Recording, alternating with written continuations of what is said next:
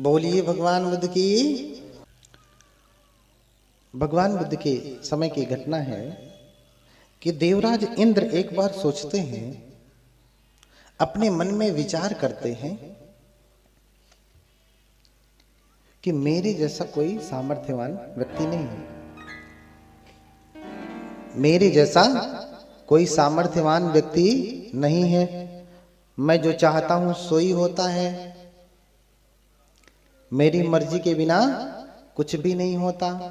अगर होता तो मेरे जैसा वैजयंत प्रसाद किसी का कहाँ है, मेरे जैसा महल किसी का कहाँ है, मेरी जैसी सुंदर सुंदर भोग करने के लिए स्त्रियां कहाँ हैं लोगों के पास।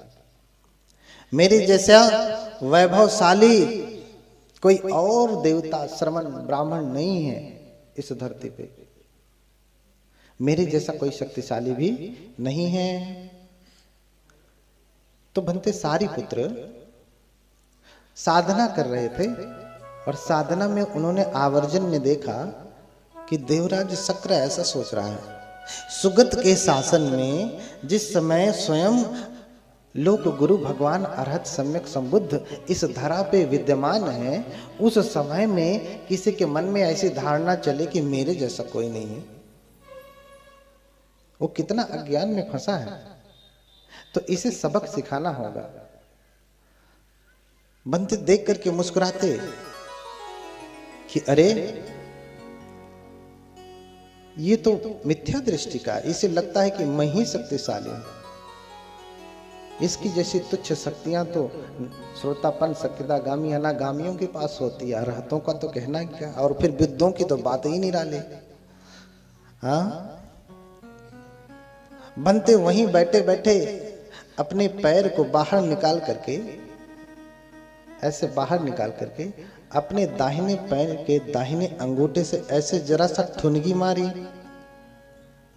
हाँ, जैसे आप गोली खेलते तो ठुनगी मारते हैं ना, बनते ने ऐसे दाहिने पैर के दाहिने अंगूठे से ऐसे ठुनगी मारी और उनका देवलोक जो था, इंद्र का इंद्रासन हिलने लगा, पूरा लोक हिलने लगा। अब अपनी पूरी शक्ति लगा रहे हैं कि मेरा ये लोक जो है हिले ना, शांत हो जाए, स्थायी हो जाए। लेकिन उनका लोक हिल रहा है। पूरी शक्ति पूरा सामर्थ्य लगा करके देख लिए, लेकिन रुक नहीं पाए। पहले तो जब घर में समस्या आती है तो आदमी सोचता है कि मैं ठीक कर लूं। हाँ, आपकी गाड़ी रास्ते में बिगड़ जाए, पहले आप उतर करके नट बोल्ट लगा के खोल खाल के देखते हैं क्या हुआ। जब आपके बस का होता तो आप कर लेते हैं, नहीं होता तब कहीं सोचते हैं आखिर कौन बना सकता है इसे। पहले तो अपना सारा सामर्थ्य लगा लिया कि मैं तो परम शक्तिशाली हूं। अपनी आवर्जनी विद्या को लगाया कि रोकता हूं, लेकिन नहीं रोक पाया। फिर अपने दिव्य चक्षु से देखता कि आखिर किसने हिलाया इसे। तो अपने दिव्य चक्षु से देखता कि अरे धरती पे बनते सारे पुत्र हैं। उन्होंने अपने दाहिने पैर का दाहिना अंगूठा मार दिया और ये हमारा इंद्रासन हिलने लगा। और फिर वहीं से हाथ जोड़ करके बनते, हाँ, रक्षमाम रक्षमाम, हमारी रक्षा करें। वहीं से हाथ जोड़ करके चिल्लाने लगते, बनते रक्षमाम रक्षमाम रक्षमाम, हमारी रक्षा करें, हमारी रक्षा करें, हमें बचाएं, हमसे गलती हो गई। हमने सोचा कि हम सबसे शक्तिशाली हैं, लेकिन आप हमसे ज्यादा शक्तिशाली हैं। बनते मैं आपकी शरण जाता हूं, बनते मैं आपकी शरण जाता हूं, मेरी रक्षा करें। बनते मुस्कुराते हैं, कितना अज्ञानी आदमी है, सुगत को छोड़ करके मेरी शरण आता है। बनते ने अपने पैर को जो आगे बढ़ाया था बस उसे पीछे कर लिया और इंद्रासन वो जो उनका जो हिल रहा था वो क्या हो गया, शांत हो गया, रुक गया। फिर वहीं से हाथ जोड़ करके 3 बार जो है भगवान को, धम्म को, संघ को तीनों को प्रणाम करते और कहते कि मैं आज से आपकी शरण जाता हूं।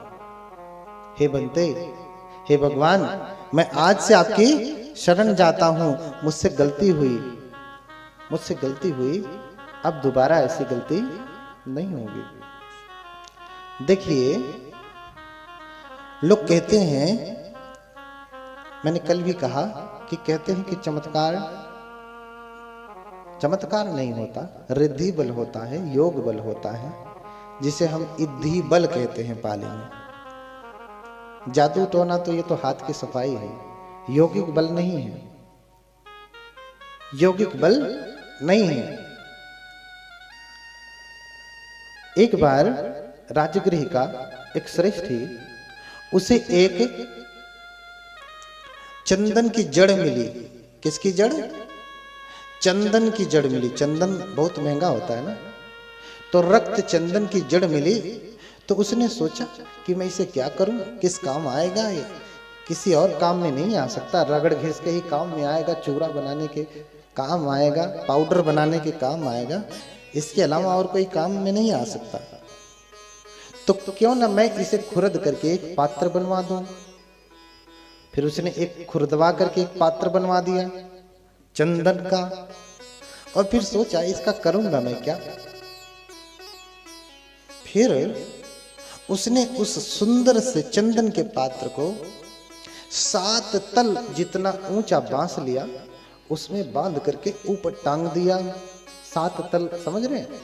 7 मंजिला मकान जितना ऊंचा एक बांस लिया और उसमें बांध करके ऊपर टांग दिया, और घोषणा करवा दी कि जो अरहत हैं और परम रिद्धिमान हैं, वो इस पात्र को उतार लें, मैंने इसे दान कर दिया है। हाँ, मैंने इसे दान कर दिया है।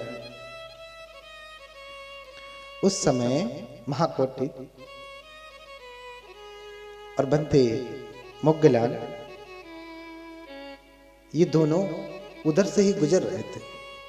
उस समय के जो शास्ता थे, पूरन कश्यप, मक्कली घोषाल, अजित केस कंपनी, पकुत कच्चान, संजय वेलट्टी पुत्र, निंगंडनाथ पुत्र, ये जो 6 शास्ता थे, वो बारी बारी से आते कहते कि सेठ, हम अरहत भी हैं और रिद्धिमान भी हैं, शक्तिशाली भी हैं, तो मुझे ये पात्र दे दे। तो सेठ कहता कि अगर आप रिद्धिमान हैं, अरहत हैं, तो मैं कहाँ रोक रहा हूं, मैंने तो दे ही दिया, आप जाइए और उड़ करके ले लीजिए। हाँ, एक एक करके 6 शास्ता आते और यही बात कहते कि हम रिद्धिमान हैं, अरहत भी हैं, हमें ये पात्र दे दो। सेठ कहता कि अगर आप योग्य हैं तो आप खुद ही उड़ करके ले लीजिए। लेकिन कोई उड़ नहीं पा रहा था, क्योंकि सच में रिद्धिमान नहीं थे। उसी समय बंते सारीपुत्र और महाकोटि उधर से गुजर रहे थे। बोले, बंते, आप रिद्धिमान हैं और अरहत भी हैं, आप इस पात्र को उतार लें। तो बंते मोग्गलान कहते कि आप अरहत हैं और रिद्धिमान हैं, आप ही क्यों नहीं उतार लेते। दोनों भंते आपस में कह रहे हैं, वो कह रहे हैं कि आप रिद्धिमान हैं और अरहत भी हैं, आप पात्र उतार लीजिए, ले लीजिए, ये पात्र आप ही के योग्य है, आप ही को अच्छा लगेगा। बोले, भंते मोग्गलान कह रहे हैं कि भंते, आप भी तो अरहत हैं, रिद्धिमान हैं, आप ही क्यों नहीं उतार लेते, ये आपको भी सुंदर लगेगा। तो तुरंत भंते के कहने पे बंते 7 तल ऊपर आकाश में जाते, पात्र को उतार लेते, पूरे राजगृह का 3 बार चक्कर लगाते हुए जिस सेठ ने टांगा था उस सेठ के महल के पास से गुजर रहे थे। ये देखते ही श्रेष्ठी, उसकी पत्नी, उसके पुत्र सभी अपने महल के ऊपर छत पे आकर के हाथ जोड़ करके खड़े हो गए। बनते यहीं उतरिए, यहीं उतरिए। यहीं लैंडिंग करिए, अपना हेलीकॉप्टर यहीं उतारिए, भगवान आप यहीं उतरिए, बंते यहीं उतरिए। बंते ने उनकी बात सुना और पात्र लेकर के उस सेठ के छत पर उतर गए और पूरे राजगृह में शोर होने लगा कि बंते बड़े रिद्धिशाली हैं, बड़े शक्तिशाली हैं, परम सामर्थ्यवान हैं। शोरगुल होने लगा, जय जयकार होने लगी। बोलो बंते की, बोलिए बोलिए बंते की जय। जय जयकार होने लगी। जब ये बात भगवान बुद्ध को पहुंची कि आपके शिष्य ने उड़ करके पात्र उतारा, न सिर्फ पात्र उतारा, पूरे राजगृह नगर का 3 बार चक्कर भी लगाया पात्र लेकर के। जब भगवान को पता चलता है, भगवान बुलाते, ये सुन इधर आ। जब कोई बदमाशी करता था, इसे बदमाशी नहीं कहेंगे, जब कोई ऐसी त्रुटि कर देता था तो भगवान बुलाते थे और फिर फटकार लगाते थे। पहले तो पूछते थे, सुनी सुनाई कही कहाई बातों पे वो ध्यान नहीं देते थे।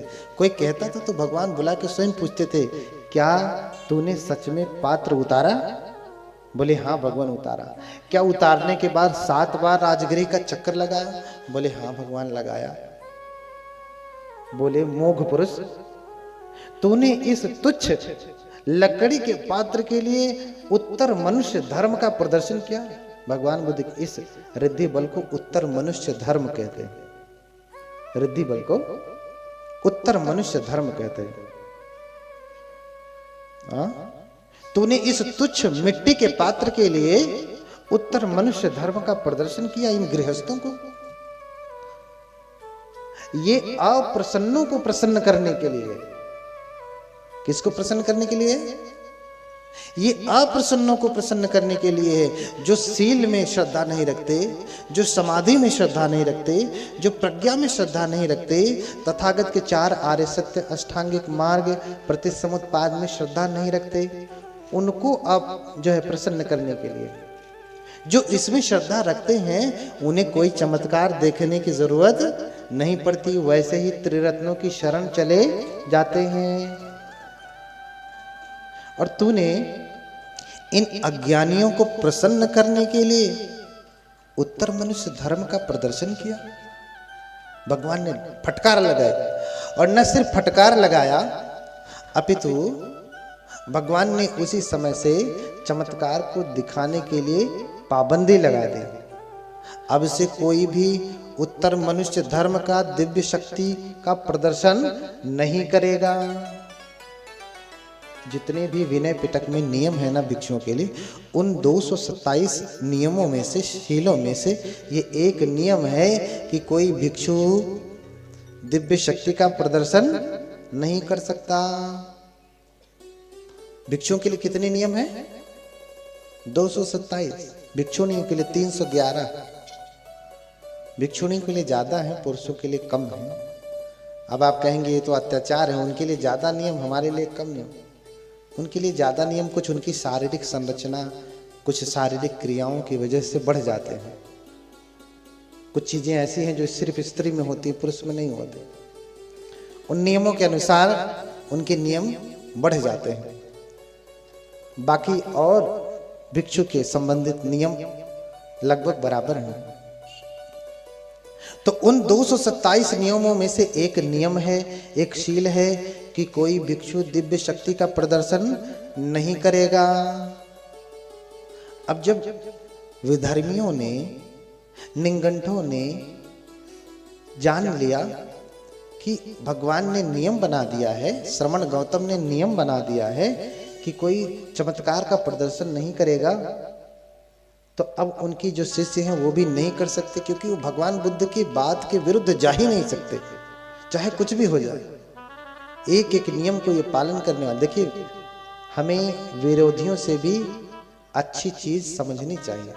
विरोधी भी अनजाने में ये कह रहा है कि सुगत ने, श्रमण गौतम ने अगर नियम बना दिया कि कोई शक्ति का प्रदर्शन नहीं करेगा तो उसके श्रावक ऐसे हैं कि उनके वचन के विरुद्ध जाने वाले नहीं हैं। देखो कर रहा है निंदा, हो रही है प्रशंसा, कि ऐसे हैं भगवान, ऐसे हैं उनके श्रावक कि एक भी श्रावक भगवान बुद्ध के विरुद्ध नहीं जाता।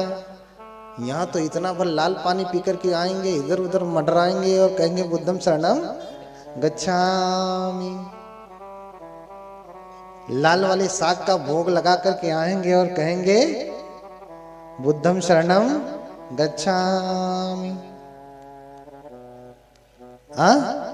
इधर उधर नैन मटकाएंगे, मुंह मार के आएंगे और कहेंगे बुद्धम शरणम गच्छामि। बुद्ध का श्रावक वो नहीं